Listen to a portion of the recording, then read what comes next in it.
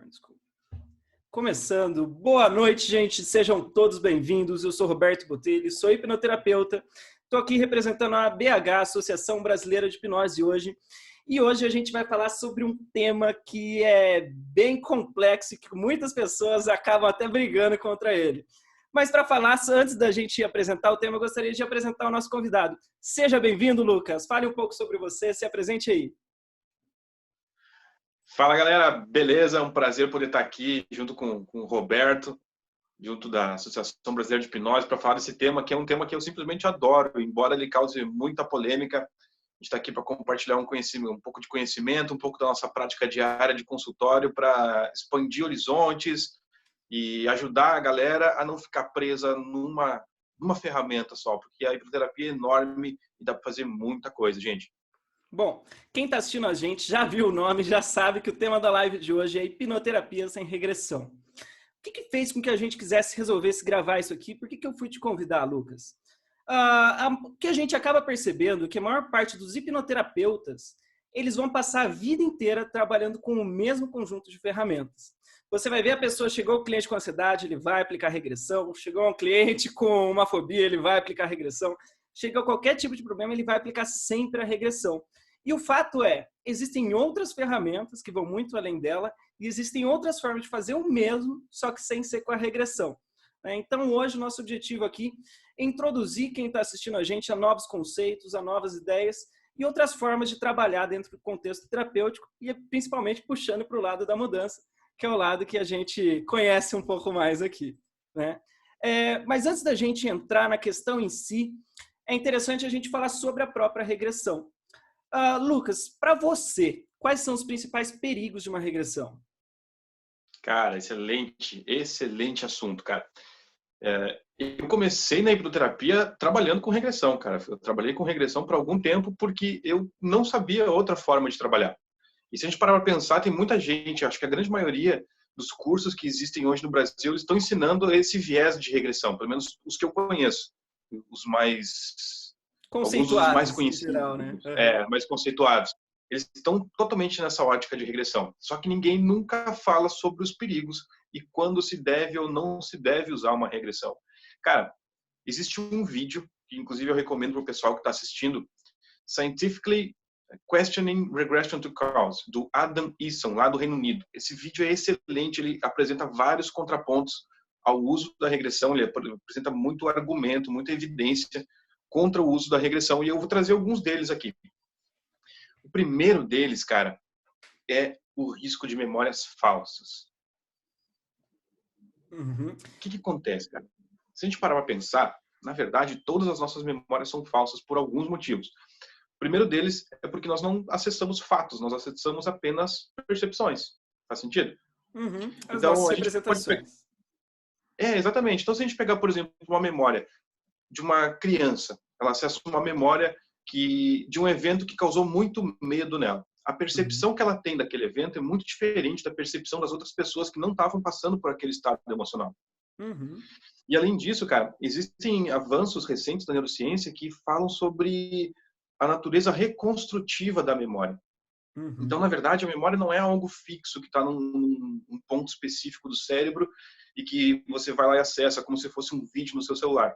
Na verdade, a gente está reconstruindo as memórias. E o nosso cérebro, cara, tem um ponto que é muito importante a gente falar, que nesse viés de regressão é muito comum que a gente veja aquele modelo da mente de consciente, subconsciente e inconsciente. Uhum. E aí existe um mito do subconsciente, como se o subconsciente fosse Uma entidade que sabe tudo e que lembra de tudo.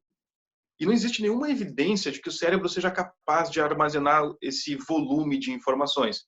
Então, o que acontece? Nós temos fragmentos de memória que são autocompletados, essas lacunas são preenchidas no momento que você está lembrando dessa memória. Ela fica completamente instável. E além disso, cara, eu não sei se o pessoal já assistiu. Se não assistiu, deixo aqui a recomendação de um documentário chamado Memory Hackers, onde o Eric Kandel, cara, ele vai mostrar na prática como que a rede neural que armazena a memória se altera fisicamente, cara, biologicamente. Esse documentário é aquele que está na Netflix? ele estava na Netflix, não tem mais na Netflix, só tem no YouTube sem legenda. Então, o pessoal que lute, né? Não tem o que fazer. Muito bom, muito bom. E também a gente tem aquele fato, né? Muitas vezes você está ali conversando com seus amigos, falando sobre uma situação, e você está falando sobre algo, e ele fala assim, opa, não foi bem isso que aconteceu aquela outra coisa lá, né? Então, duas pessoas no mesmo Exatamente. lugar têm representações completamente diferentes do mesmo fato. Exatamente. E também, ao longo do tempo, essas pessoas foram reconsolidando suas memórias por caminhos diferentes. Então, é bem comum que haja esse desencontro de informações. Primeiro, pela posição perceptual das pessoas e, segundo, por esse processo de reconsolidação. Cada vez, cara, que a gente lembra de uma memória, a gente está estimulando aquela via neural eletricamente. E quando isso acontece, cara, tem fenômenos químicos que acontecem que fazem com que essas conexões aumentem. Uhum. Então, informações são adicionadas. E tem mais uma coisa que é importante da gente observar nesse contexto de reconsolidação de memória, é que o estado emocional que você está no momento que você lembra de algo, também vai impactar aquilo, porque vai reconstruir de uma maneira diferente.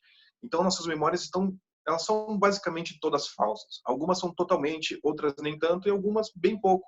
Mas, na verdade, todas são falsas. Só que qual que é o problema da regressão, cara? É implantar uma memória falsa.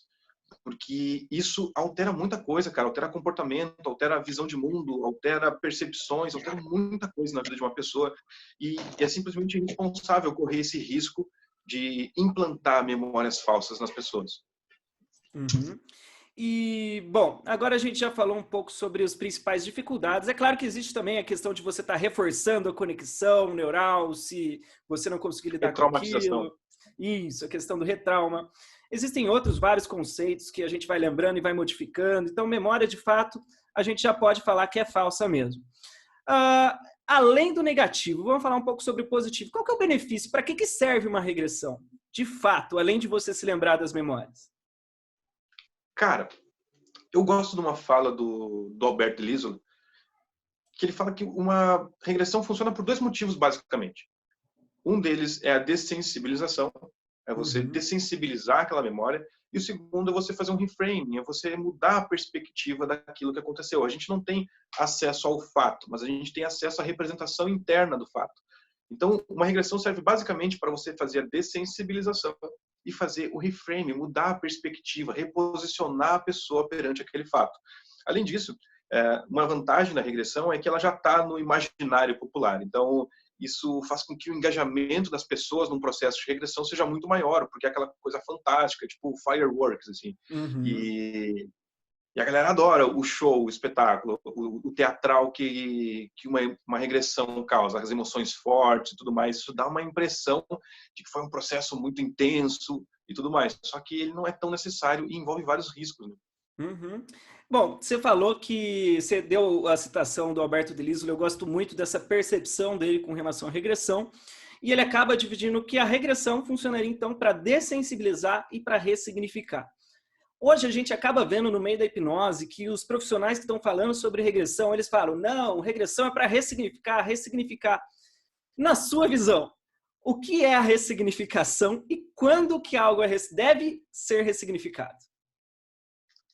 Fantástico, cara, fantástico. E a gente tem que fazer essa diferenciação entre dessensibilização e ressignificação, porque eu vejo que nesses discursos muitas vezes esses conceitos se Mistura. confundem, é como se a pessoa quisesse dar um novo significado para aquela emoção, que para mim não faz muito sentido esse conceito. Então, antes de fazer o reframing, a ressignificação, precisa acontecer essa dessensibilização, porque enquanto aquele fato está gerando desconforto, é muito mais difícil que você consiga fazer essa mudança de postura, essa mudança de perspectiva da pessoa referente àquilo que ela considera um problema. Uhum.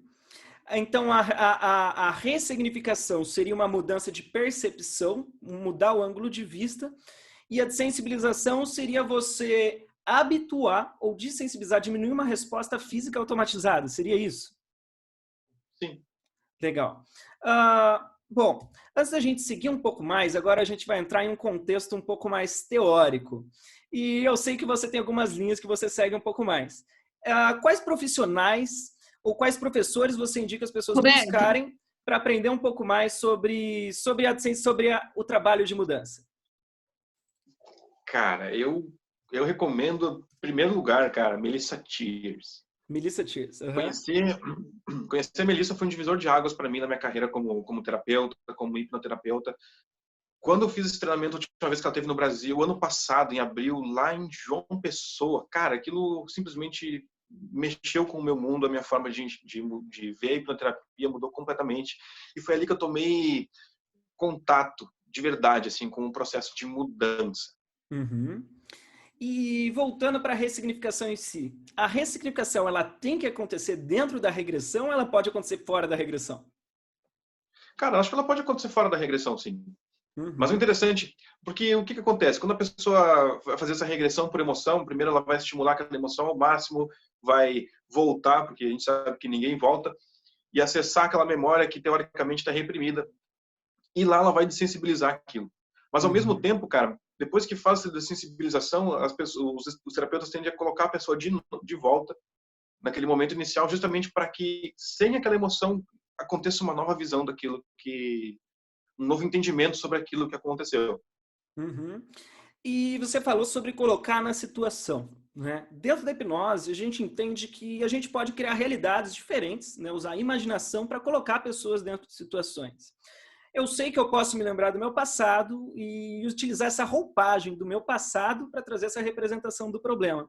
Na sua visão, eu posso jogar essa representação para outras situações além do passado, da origem traumática disso? Sim, cara, sim. Eu já fiz, eu não sei se é realmente isso que você quer saber, mas, por exemplo, eu já fiz muita terapia só com ponte ao futuro. Uhum, Porque na minha visão de change work, cara, o que eu estou preocupado realmente com as vias neurais que estão sustentando aquele problema. Então, a gente pode fazer essa mudança sem precisar jogar numa regressão. Por uhum, exemplo, num trabalho, a gente vai falar disso daqui um pouco, mas eu já vou adiantar um pouco o assunto. Num trabalho com meta-padrão, por exemplo, já aconteceu comigo, num trabalho de change work, da pessoa não se lembrar, por exemplo, da última vez que aconteceu aquilo para a gente poder mexer naquelas vias neurais. Ok, uhum, então imagina uma situação de futuro onde isso aconteceria normalmente. E só de uhum, imaginar isso, ela ativou as vias neurais, que era só o que eu precisava para fazer todo esse trabalho de sensibilização e ressignificação. E a partir daí a gente fez todo o trabalho terapêutico daquela sessão, fazendo pontes ao futuro. uhum. Eu acho muito elegante, muito bonito isso, né? Eu tive a oportunidade de estar em 2017 estudando com o James Tripp e ele passou todo um processo de terapia baseado nisso que a gente está conversando, né? Então ele utilizava ponte ao futuro para jogar, ao invés de jogar numa roupagem do passado e fazer a pessoa reviver aquele trauma, muitas vezes ele podia jogar até para o presente. Olha, hoje, quando isso acontece, como é quando isso acontece? E aí fica muito mais elegante você lidar com uma pessoa falando do momento presente, ao invés de você ter que fazer um ritual, uma indução formal, jogar ela para um passado e tudo mais, né? E, Exatamente.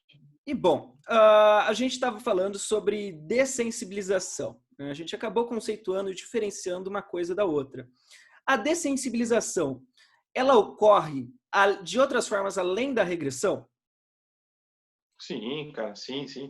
Ela acontece, inclusive, sem precisar de nenhuma intervenção terapêutica. A gente vê isso, por exemplo, em pessoas que vão fazendo dessensibilização sistemática de algum gatilho, de alguma questão, naturalmente na vida. Uhum, No momento que elas vão se expondo àquela situação que gera o desconforto e elas vão se autoacalmando, elas vão ensinando o cérebro, ensinando a amígdala que não precisa responder daquela forma, essa dessensibilização vai acontecendo ao longo da vida. A gente uhum, pode, de repente, inventar um exemplo aqui para que fique claro. A gente pode imaginar uma situação de, sei lá, criança ou adolescente estava lá e ele leva uma surra do pai, digamos assim, e enquanto ele estava levando essa surra, experimentando aquela dor, aquele sofrimento, tinha um cheirinho de café, que a mãe estava fazendo café na cozinha. E muitas vezes a gente sabe que a amígdala ela aprende por associação. Então ela está associando os estímulos que ela está percebendo justamente para que ela possa evitar isso no futuro.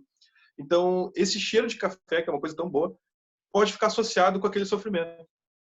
Só que ao uhum, longo do tempo, essa pessoa foi experimentando esse cheiro de café em contextos muito mais positivos, no encontro com os amigos e fazendo diversas atividades que eram positivas, e com o tempo ele vai fazendo essa dessensibilização sistemática e ele vai associando aquele cheiro de café que um dia foi gatilho para sofrimento, ele vai associando a coisas boas e com isso a dessensibilização ocorre naturalmente. Muito bom, muito bom.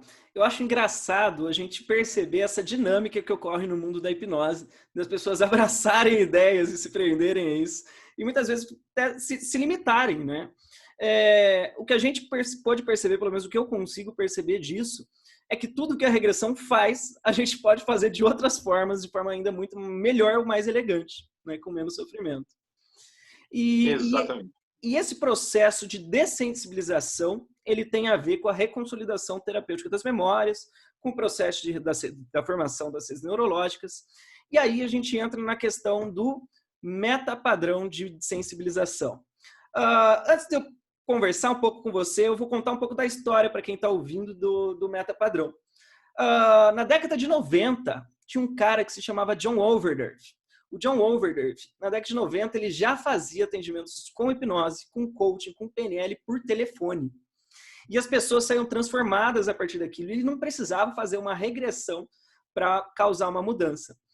O John Overdurf, ele acabou, em algum momento, ele estava fazendo um seminário junto com a Julie Silverthorne, lá no Havaí, se não me engano, e ele estava ensinando a aplicação do colapso de âncoras. Em algum momento, ele parou para perceber que existia uma relação entre todas essas ferramentas que funcionavam, né? E aí, sim, surgiu um metapadrão, que é um padrão que está além dos padrões, né? E surgiu esse tal de metapadrão de dessensibilização. Futuramente, veio uma mulher muito inteligente, chamada Melissa Tiers, que reinterpretou isso no quesito neurológico e trouxe para a questão da reconsolidação terapêutica da memória. Conta pra gente, como funciona o metapadrão, quais são os passos? Então, gente, o metapadrão é uma estrutura muito simples de gerar mudanças comportamentais, mudanças emocionais, dessensibilização, até mesmo reframing. Eu venho testando os limites do metapadrão todos os dias no consultório, fazendo coisas cada vez mais diferentes, cada vez mais malucas e, cara, sempre funciona. Então, por mais que seja uma estrutura simples, é muito importante que a gente tenha muita atenção a cada pequeno passo que a gente vai fazer dentro do metapadrão. São apenas 4 passos. O primeiro passo, a gente associa ao estado presente ou estado problema. O que isso faz? Isso acende as redes neurais, acende as redes neurológicas relacionadas com o problema. Logo depois, existe um passo muito importante que é a dissociação desse estado problema. É você neutralizar aquele estado corporal da pessoa. Por que isso é importante? Porque quando a pessoa está associada ao problema, ela não consegue ir para o próximo passo, que é justamente associar a estados de recursos.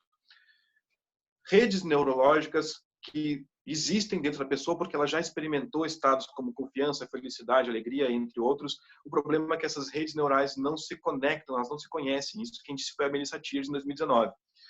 E a partir do momento que a gente associa estados de recursos, a gente tem o 4º passo que se chama o colapso, que é a gente colocar a pessoa de novo naquele contexto de problema, só que dessa vez associada ao estado de recursos.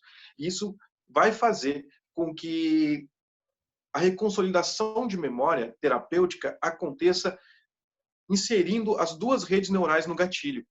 Só que o segredo é a gente deixar o estado de recursos sempre muito mais amplificado. A gente pode fazer loops de colapsos e deixar esse estado de recurso muito forte, para que quando o cérebro se deparar com aquele gatilho, ele tenha um novo caminho a seguir, que não vai gerar aquele comportamento de ansiedade, depressivo, de pânico e etc.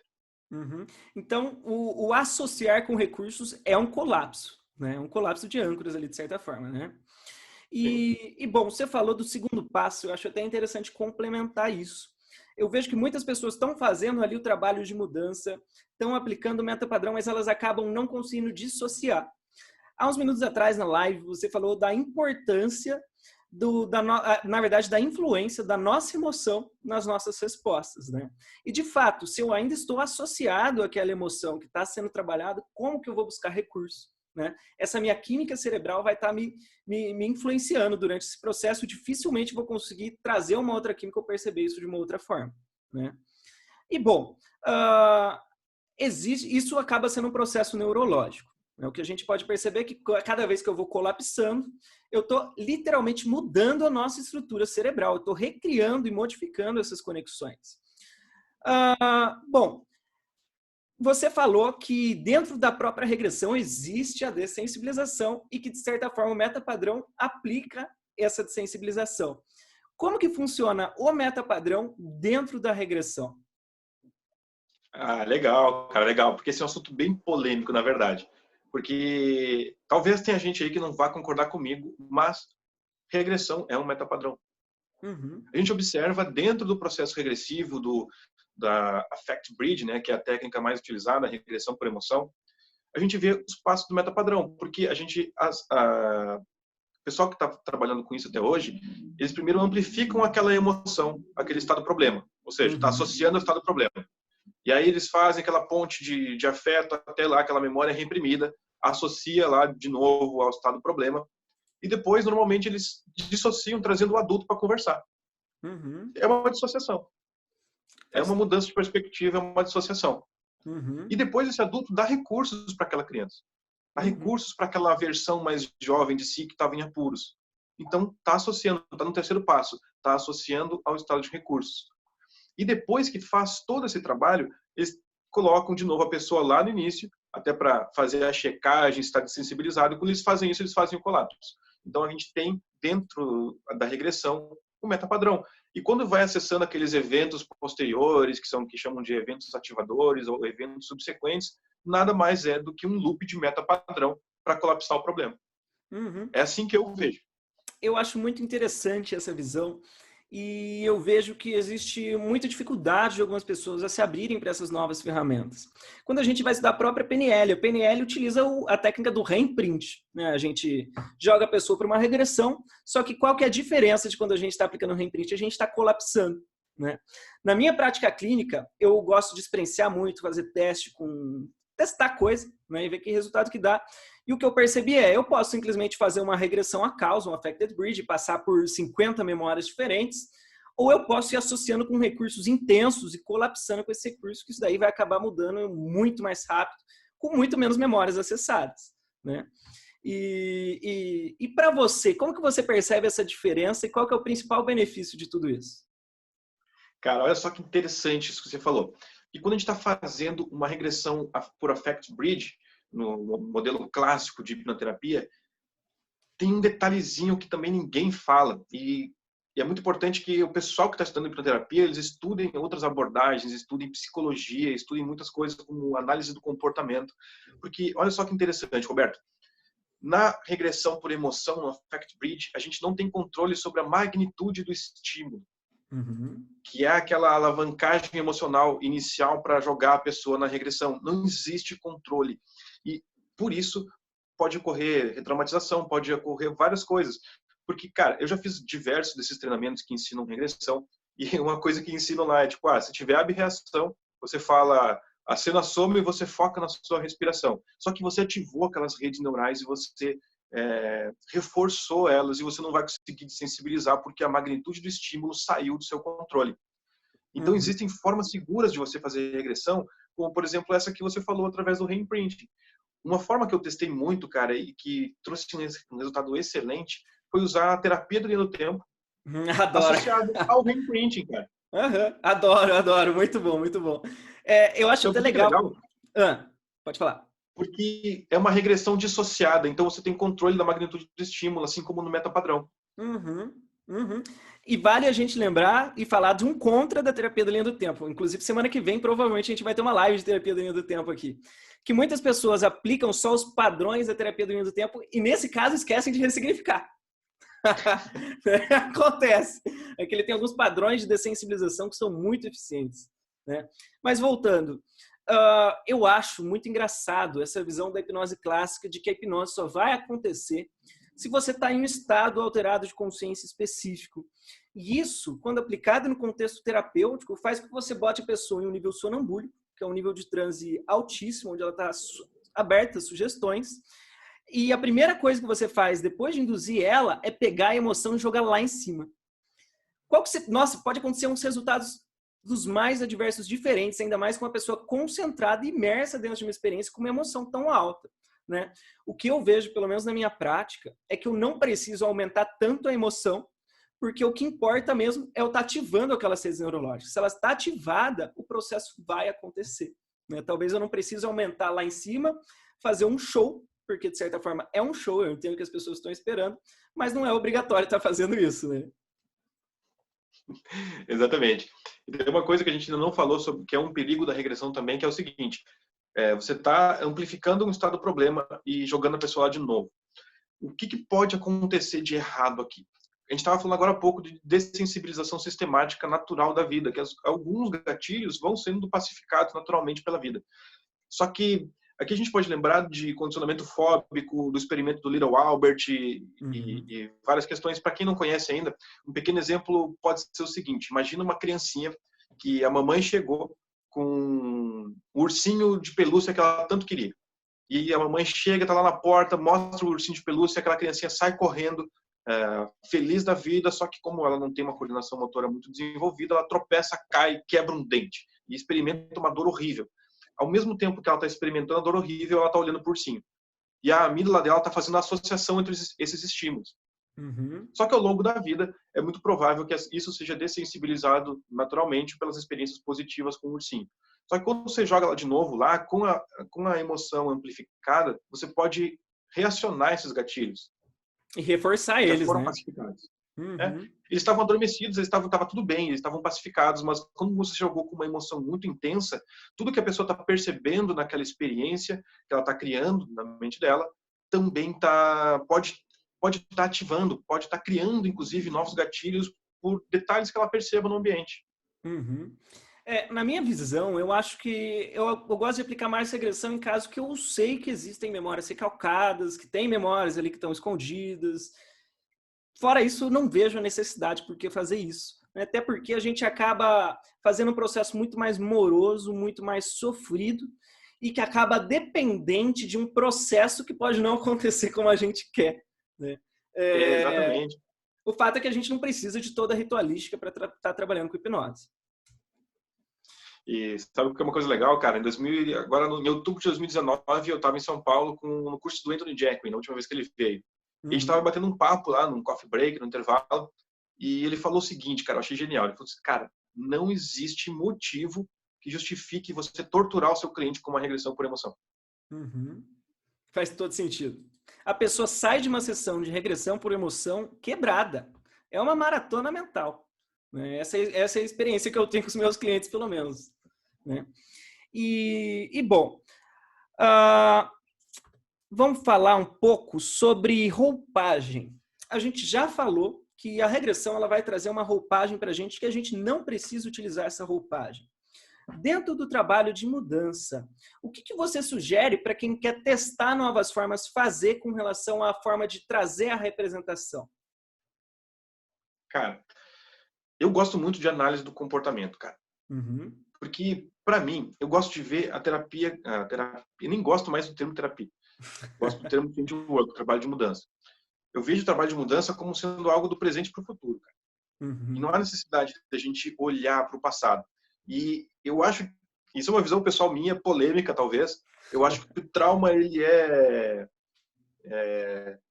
overrated, assim, tipo, o pessoal dá muita importância para isso. Para mim, cara, o trauma nada mais é do que um evento de alto impacto que sensibilizou a amígdala e gerou um aprendizado. E se gerou esse aprendizado, pode acontecer um novo aprendizado e não precisa voltar lá naquela causa, porque as redes neurais estão disponíveis todos os dias quando a pessoa ativa aquela sensação no dia a dia através dos gatilhos.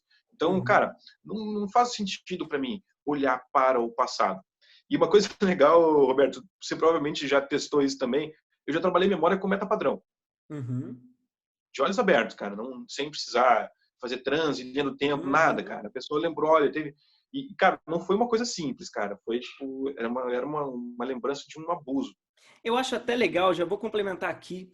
A gente está fazendo essa live para abrir os olhos para as pessoas, abrir esses novos horizontes. E a gente não ia entrar tanto em algumas questões mais técnicas, mas vamos dar algumas introduções aí para as pessoas desse conceito. Galera, existem formas que a gente pode fazer isso, né? E existem métodos. Então, a própria regressão você pode fazer de olho aberto, de olho fechado. Eu sugiro que vocês vão lá e testem, bota na prática. Comecem de olhos fechados. Em algum momento vocês vão conseguir fazer de olhos abertos. Eu, por exemplo, eu sou um grande apaixonado do Clean Language, né?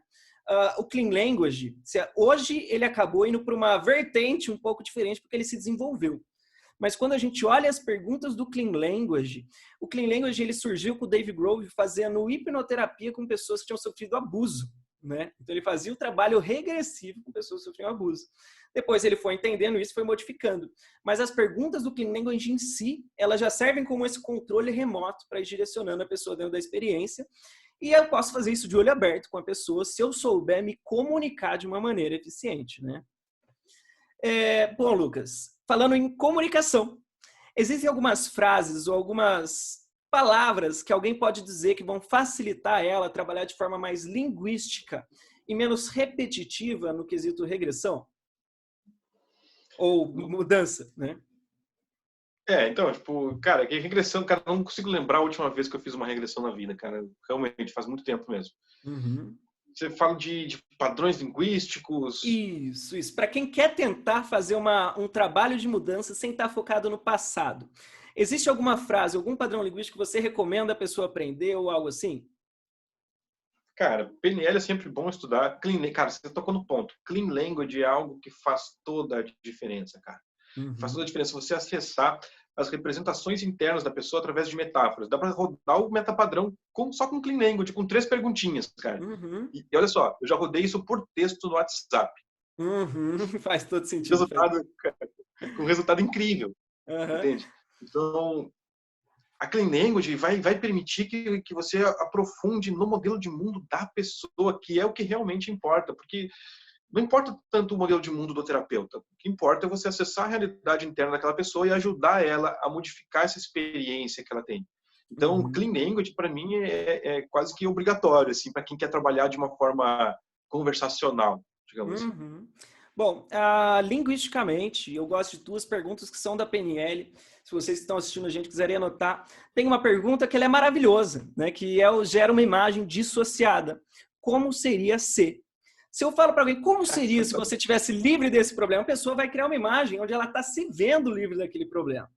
E aí vem uma segunda pergunta, que é uma pergunta que associa, né? Que é o como é quando. O como é quando, ela vai pegar aquela imagem desassociada e vai jogar ela dentro da imagem. Consequentemente, eu já busquei o recurso com como seria ser e com quando é quando eu estou associando, utilizando a 4ª etapa do meta-padrão, jogando ela dentro da cena, né? Dentro do Clean Language, é muito engraçado que existem perguntas para buscar intenção, que vão trazer muitas respostas, e tem uma pergunta que eu acho assim maravilhosa, que é: o que acontece com X quando Y? Essa pergunta é um colapso de âncoras. Ela também vai estar fazendo essa última etapa do meta-padrão. Então, se eu estou lidando com o meu cliente, ele tem medo, se eu já sei que o recurso dele é segurança, eu posso aplicar essa linguística da seguinte forma: e o que acontece com o medo quando você tem segurança? Consequentemente, eu estou jogando a pessoa dentro da situação de medo, mas se sentindo segura, né? Então, eu estou associando ela com o recurso.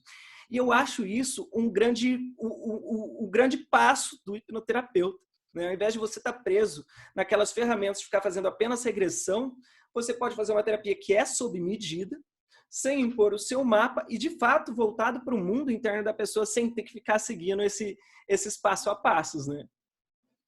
Cara, fantástico. E para chegar nesse nível, cara, é importante que a gente entender que existem várias definições de hipnose, né? A gente tem uma definição da hipnose clássica, uma definição da hipnose ericksoniana. Eu, particularmente, utilizo os conceitos do James Tripp e eu entendo a hipnose como um fenômeno e não como uma técnica. E para mim isso faz toda a diferença no meu ambiente de mudança, cara. Por quê? Porque eu entendo hoje que o meu maior papel na vida daquela pessoa é muito mais tirar ela do trânsito do que colocá-la no trânsito. Só parar um pouquinho. Explica pra gente o porquê do tirar a pessoa do trânsito. Porque, aí que tá. Eu vi um vídeo muito legal do James Tripp um tempo atrás, conversando com o Alberto Elizola, no qual ele explica que, para ele, o conceito de transe é qualquer estado que você acessa. Não é um estado específico de transe. Porque, no conceito de James Tripp, hipnose nada mais é do que a alteração da percepção de realidade através de comunicação e linguagem. Então, toda vez que você acessa um estado, digamos que de alegria, toda a sua percepção de mundo muda, seu comportamento, seus pensamentos, tudo muda dentro de você. Assim como você quando está ansiosa ou ansioso, por exemplo, que a gente poderia chamar de um transe tóxico. Então, na verdade, nosso trabalho hoje como Change Workers é muito mais tirar a pessoa do transe tóxico que ela acessa automaticamente, naturalmente, todos os dias, por causa dos aprendizados passados, por causa de diversas coisas, e ajudar ela empoderar ela para que ela acesse transes melhores por conta própria, cara. Para mim, isso é o change work. É Uhum. você ajudar a pessoa a sair dos transes tóxicos e empoderar ela, dar formas, dar ferramentas para que ela possa acessar os transes que ela quiser e que forem mais adequados para os objetivos dela. Muito bom, muito bom. Bom, deixa eu só ver aqui mais que eu separei para a gente conversar um pouquinho mais. E para quem quiser se desenvolver um pouco mais no Changework, você indica ela aprender alguma linha além do Clean Language, além da PNL?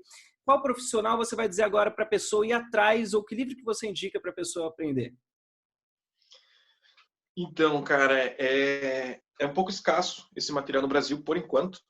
Uhum, A maior parte do material que eu utilizo para estudar esses métodos está em inglês.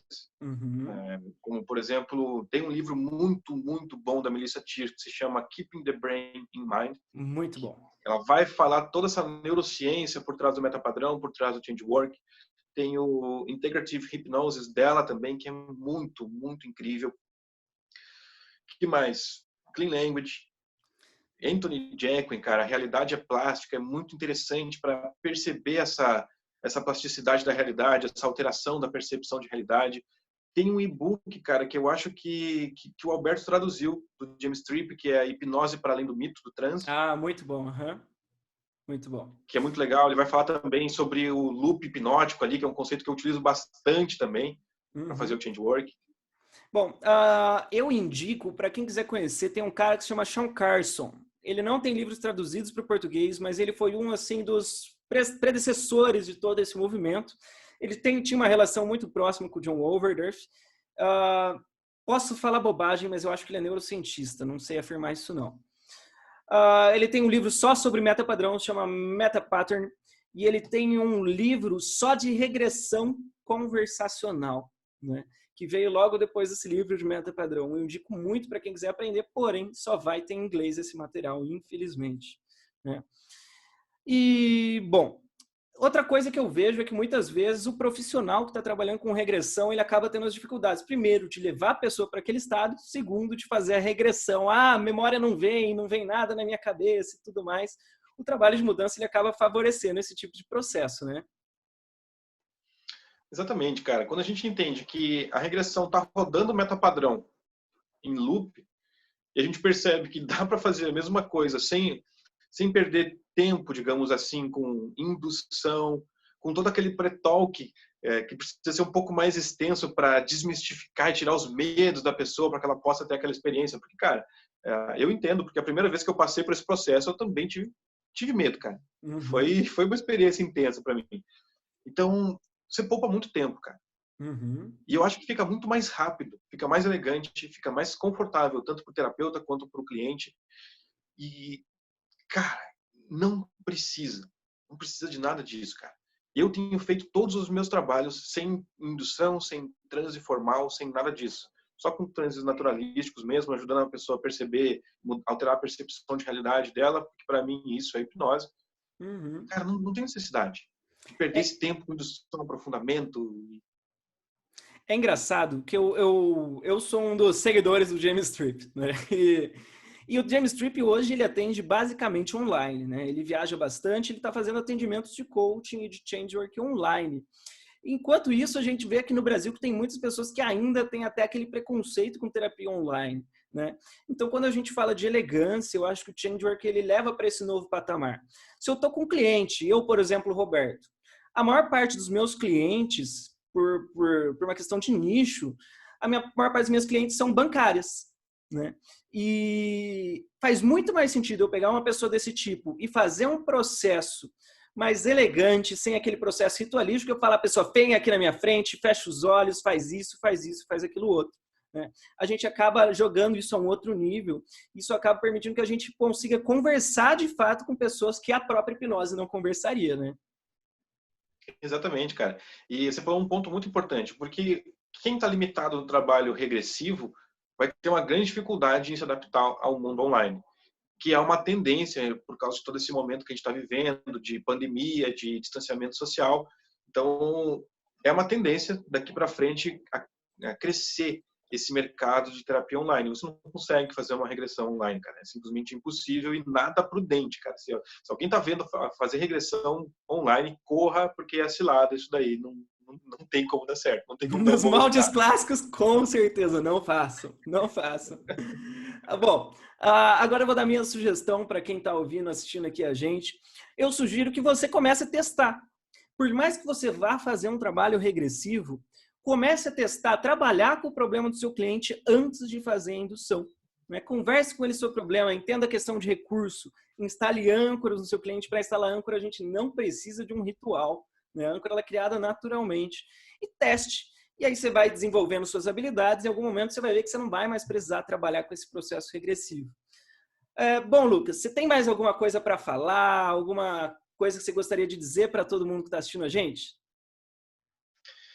Cara, eu gostaria de incentivar o pessoal que está assistindo a seguir estudando e buscar novas formas, buscar novas visões, buscar entender o que está por trás do processo de mudança. Porque uma vez que você entende a estrutura do processo, você consegue pegar diversas ferramentas, diversos conhecimentos que você adquiriu, digamos, de coaching, de PNL ou de outras abordagens, e você consegue estruturar isso de uma forma sob medida para aquele cliente que está ali na sua frente, ao invés de tentar encaixotar ele num processo que você aprendeu num curso.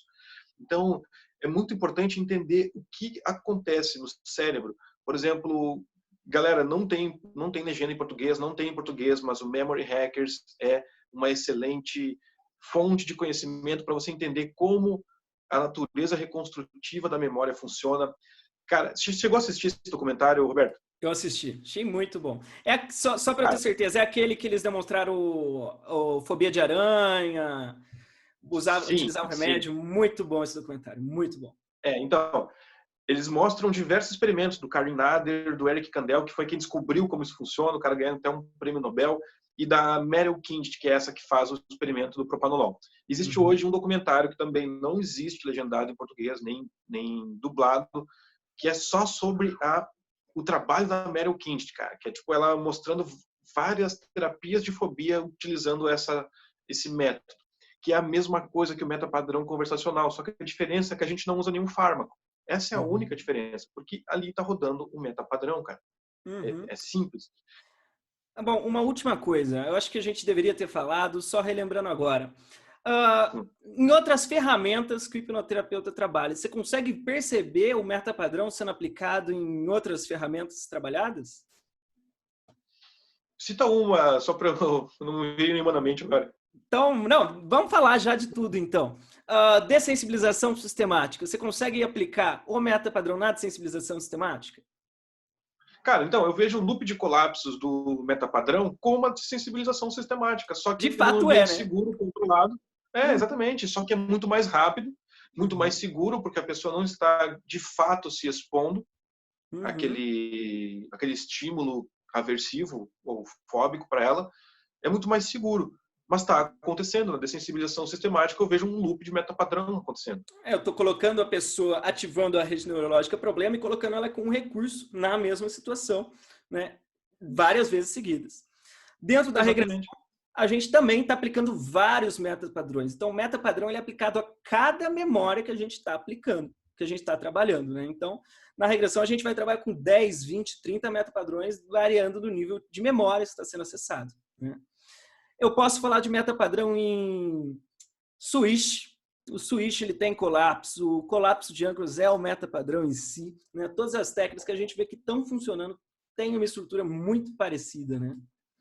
O Visual Squash também, ele está utilizando o metapadrão. Aquela dissociação sinestésico-visual também está rolando um metapadrão ali. Tem, basicamente, quase todas essas estruturas de PNL estão rodando o metapadrão. O metapadrão está por trás de quase tudo isso. O Alberto de Lissola, ele é meio crítico com relação a algumas questões da PNL e ele é muito crítico principalmente com a questão das submodalidades. Para ele, quando eu estou usando submodalidades, não significa que eu estou alterando a representação em si, que isso vai mudar no meu cérebro, mas sim que se eu estou pegando uma representação que te causa medo, estou mudando isso, fazendo você perceber isso, trazendo uma sensação diferente, já é o metapadrão aplicado também. Né? Exatamente. Então, eu uso bastante submodalidade, inclusive, cara. A tendência é que funcione. Bom, Lucas, queria agradecer muito a presença sua, foi muito legal essa live. Eu acho que quem assistir agora vai ter novas ideias para como atuar dentro da terapia. E eu queria saber de você, quais são suas redes sociais, quem quer conhecer você, como que ela pode chegar até você? Então, tem minha fanpage no Facebook, Lucas de Albuquerque, Hipnoterapia e Mudança. Meu Instagram, lucasdealbuquerque.oficial. Eu não falo tanto sobre técnicas de trabalho, eu foco mais no meu nicho, que é a ansiedade. Mas quem tiver dúvida, quem quiser bater um papo, quem quiser fazer uma live, quem quiser interagir, só me seguir no Instagram, no Facebook, curtir. E daqui a pouquinho vai sair um canal no YouTube aí pra gente falar desses temas polêmicos aí sobre regressão, etc. Tô planejando esses movimentos. E é isso, galera. Quem gostou, segue lá, manda uma mensagenzinha. Vai ser um prazer poder interagir com vocês, poder falar mais sobre essa visão diferente, quase polêmica das coisas, meio que desafiando o status quo da hipnose atual no Brasil. Então, quem gosta dessa linha de raciocínio, vem com a gente, que eu adoro falar sobre isso. Muito bom, muito bom. Eu quero falar um pouco até sobre o Lucas. O Lucas é um daqueles caras que, como eu, não cansa de fazer curso, né? Quando você vê o Lucas, você olha no Facebook dele, fim de semana já fez outro curso, já fez outro, né? E eu acho isso incrível, porque nós, como terapeutas, a gente tem que expandir o mundo, tem que aprender mesmo. Ficar fechado é fechar a porta para o seu cliente também, né? Então, a gente tem que estar sempre se desenvolvendo no nosso meio para poder oferecer um serviço ainda muito melhor. Bom, gente, agradeço a presença de todo mundo que estava acompanhando aqui a gente. Curtam esse vídeo, curtam o nosso canal, curtam a página da BH também e acompanhem a gente. Até a próxima. Até mais.